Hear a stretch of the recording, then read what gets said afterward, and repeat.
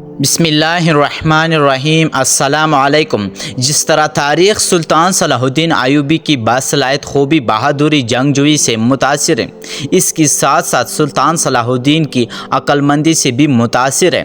ایک دفعہ سلطان صلاح الدین ایوبی اپنے محل میں بیٹھا ہوا تھا کہ ایک سپاہی نے آ کر کہا، حضور ایک عورت ہے جو رو رو کر اس نے اپنا برا حال کر دیا اور کہتی ہے کہ سلطان سے ملنے بغیر نہیں جاؤں گی۔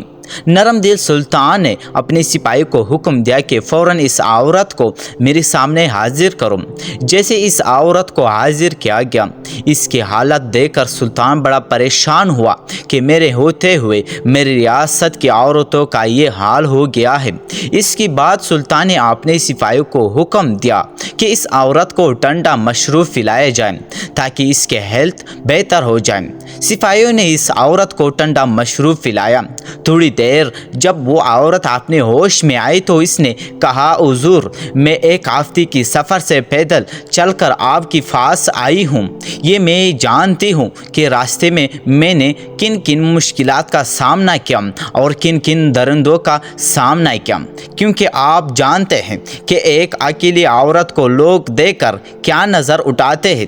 سلطان صلاح الدین ایوبی رحمۃ اللہ علیہ نے کہا کہ ایسی کیا بات تھی کہ جو تمہیں اتنی فاصلے سے میرے پاس آنے کے لیے چیلنج لے آئے؟ تو اس عورت نے کہا، اے بہادر سلطان، میرا شوہر شراب پی کر مجھے بری طرح پیٹتا ہے، اور جب وہ شراب پیتا ہے گناہوں سے خیال رہتا ہے کہ اس کی ماں باپ میرے بچے وہ میرے ساتھ زیادتی کرنا شروع کر دیتا ہے۔ میں جانتی ہوں کہ ایک بیوی پر میاں کا پورا حق ہے، لیکن ایک شراب پی کر اپنے حق کا ناجائز استعمال کرتا ہے اور مجھے ہمیشہ ساس سسر بچوں اور رشتہ داروں کے سامنے شرمسار کرتا ہے۔ تو سلطان نے کہا کہ تمہیں تو قاضی کے پاس جانا چاہتا، اور مجھے یقین ہے کہ قاضی تمہیں ضرور انصاف دیتا ہے۔ یہ سن کر اس عورت نے کہا، حضور قاضی کے پاس کئی دن میں گیا ہوں، قاضی ہر بار یہی کہتا ہے کہ تمہارے شوہر کے منہ سے شراب کی بالکل بو نہیں آتی، اور تمہارے جسم پر بھی کوئی ایسے نشانات نہیں جس سے میں اعتبار کر سکوں۔ میرے پاس کوئی ثبوت بھی نہیں، اس لیے قاضی صاحب میرے شوہر کو سمجھا کر واپس بھیج دیتا ہے، لیکن کوئی سزا نہیں دیتا۔ میرا شوہر جانتا تھا کہ اگر میری جسم پر چوٹ ہو تو وہ پکڑ جائے گا، اس لیے وہ ایسی جگہ پر تشدد کرتا ہے جس سے جسم پر نشان نہیں پڑتی، لیکن اگر میں چاہتی تو اپنے ہاتھوں سے اپنے جسم پر بھی زخموں کی نشان لگا کے قاضی سے انصاف لے لیتی، لیکن میں جانتی ہوں کہ سلطان کی ریاست میں اور لوگ بھی اگر ایسے حرکتیں کرنے لگ گئے تو ہماری سلطان کی خواب کو ادھوری رہ جائے گی۔ یہ سن کر سلطان صلاح الدین ایوبی رحمۃ اللہ علیہ بڑا خوش ہوا کہ اس کی سلطنت کی عورتوں کا اتنا شعور ہے کہ اپنے سلطان کے اعلیٰ مقصد کو بھی جانتے ہیں۔ پھر سلطان حیران ہوا کہ تمہارے شوہر کی منہ سے اسد شراب کی بو کیوں نہیں آتی؟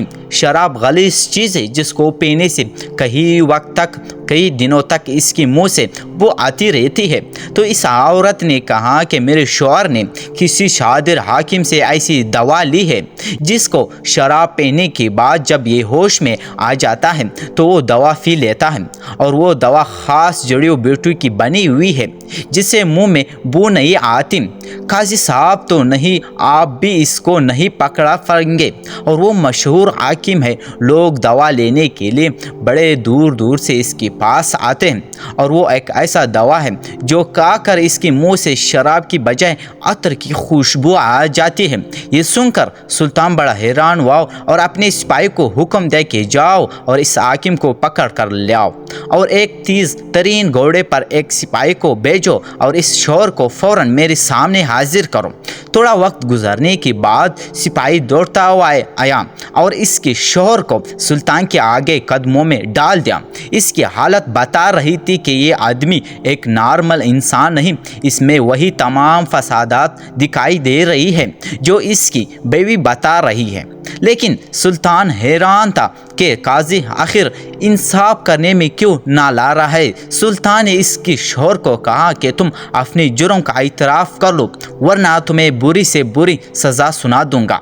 इसने कहा कि हे बहादुर सुल्तान, मैंने आपके बारे में सुनकर रखा है कि आप आदिल हो, इंसाफ पसंद हो और ईमानदार हो, और मुझे यकीन है कि तुम मुझे बग़ैर सबूतों की कोई सज़ा नहीं दोगे।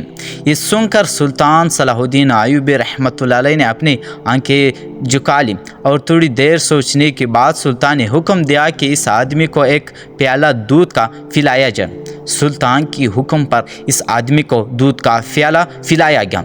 थोड़ी देर गुजरने के बाद सुल्तान ने कहा, है नौजवान, जो तुमने दूध का प्याला पिया है, इसमें मैंने एक ऐसी चीज़ रखी है जिससे तुम आहिस्ता आहिस्ता अपनी मौत को पुकारोगे। तुम्हें मौत ज़िंदगी से भी ज़्यादा अच्छी लगने लगी।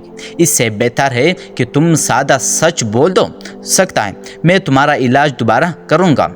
मरने के बाद तुम्हें कब्र और कफन भी नसीब ना होगी, वरना तुम्हें कब्र भी नसीब नहीं होगी। अगर मौत भी ना आई तो इसी तरह तड़पते रहोगे।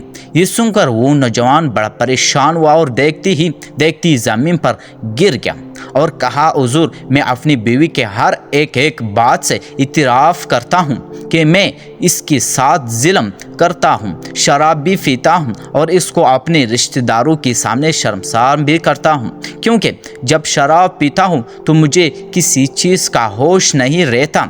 ये सुनकर बादशाह ने कहा, ए नौजवान, अब तुम खड़े हो जाओ। इस दूध में कोई जहर नहीं था, बल्कि तुम्हें मौत की खौफ ने इतना कमज़ोर बना दिया कि तुम चंद लम्हों में ज़मीन पर गिर गए। तुम देखो कि तुमने मौत की खबर सुनकर तुमने इतनी कांपने लगी, और देखो जब तुम पर मौत आ जाएगी और अगर तुम इसी तरह अपने गुनाहों के साथ अपने अल्लाह के हुजूर में पेश होंगे। ये सुनकर वो नौजवान बड़ा परेशान हुआ, सुल्तान की कदमों में गिर पड़ा और कहा, हुजूर, आप जो चाहें मुझे सज़ा देनी चाहिए, मैं इसको भुगतने के लिए तैयार हूँ। देखते ही देखती सुल्तान सलाहुद्दीन अय्यूबी रहमतुल्लाह अलैह ने इसकी बीवी की तरफ देखा और कहा, ये तुम्हारा मुजरिम है, अब बताओ इसको कौन सी सज़ा मिलनी चाहिए। तो इस औरत ने कहा, हुजूर, आप इससे वादा ले लें कि आइंदा शराब नहीं पिएगा और मुझ पर तशद्दुद भी नहीं करेगा। ये सुनकर इस नौजवान ने कहा, बस सुल्तान के सामने मैं वादा करता हूँ कि मैं आइंदा ऐसा कोई भी काम नहीं करूँगा।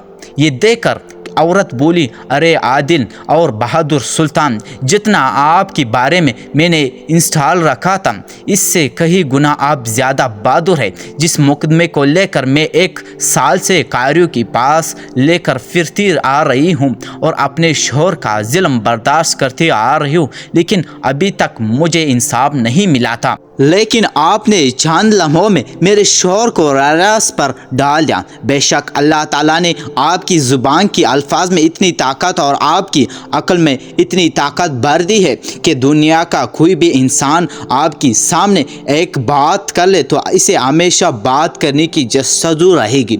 तमाम लोग सुल्तान की शक्लमंदी से बड़े मुतासिर हुए और वो औरत सुल्तान सलाहुद्दीन अय्यूबी रहमतुल्लाह अलैह को दुआएं देते हुए वहाँ से चली गई। इतने में सिपाही इस हाकिम को ढूंढ कर ले आए और सुल्तान के सामने पेश किया तो सुल्तान ने कहा, ए बज़दिल आदमी, तुम अपने मरीजों को ऐसी दवाई क्यों देते हो जिसे ऐसी बीमारी लगी जो इसको जहन्नम तक ले जाएगा। बदबख्त नौजवान, तुम अपने चंद पैसों की खातिर अपनी आखिरत को बर्बाद कर रहे हो। इसके पास सुल्तान ने इस हाकिम को जेल में डाल दिया, रकम दिया कि यही इसने जिन जिन मरीजों को ऐसी दवाई दी है इनका शाही हाकिम से इलाज कराया जाए ताकि वो भी इस बुराई से बच सके, क्योंकि मुझे यकीन है कि इसने कई सारे मरीजों को इस तरह की अदायों में लगा रखा है।